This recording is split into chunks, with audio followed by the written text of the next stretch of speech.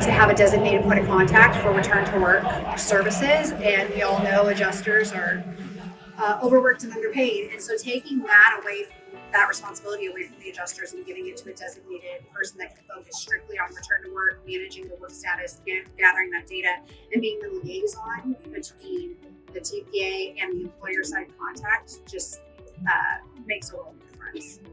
We had a lot of pain points within trying to coordinate everything. So you have, all the different restrictions, you have the light duty, we had operational partners that needed the information, we needed more transparency.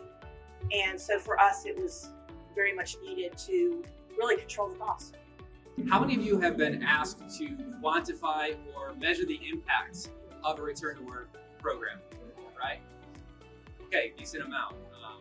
And for me, that was my pain point that my clients like Jenna and Rachel were coming to us in the analytics team and saying, hey, help us quantify the impact of getting people back to work on time or making sure that we get that release from the provider and making sure that they are accommodated with the restrictions.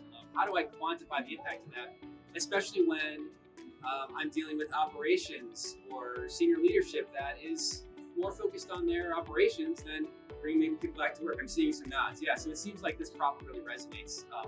The metrics and being able to see it, we were able to identify that we've reduced our average TTE duration by 23%, which is a big number, big impact, with the projected savings of our loss pick, 12% from our loss pick. So, like I just said, the one that I found really impactful early on is doing the what percent of our injured workers who've been released actually are accommodated in a modified duty position, being able to say, is that number changing over time? Is it different between different locations?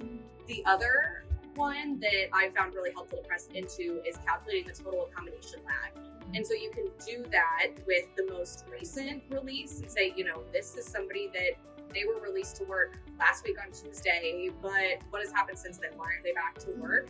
That can kind of help the return to work coordinator triage their claims, what gaps need to be covered to help get somebody actually into that modified duty position.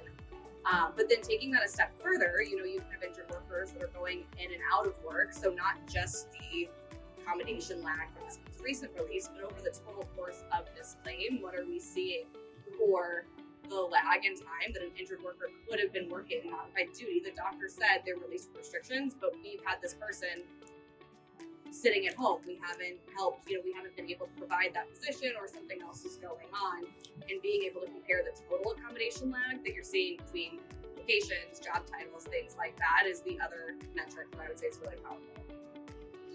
And I saw a lot of hands raised for people that work on the employer side. The amount of time that people I work with are spending, just responding with Excel sheets that give them about 75% of what they need to their short-term disability department, saying oh, here's the people that I think are on leave, at least as of 2 weeks ago, something like that. And then being able to drill into that further and use these metrics to then say, here's exactly who's out right now, has been a time saver for a lot of our partners, I think, in just having a system that does that.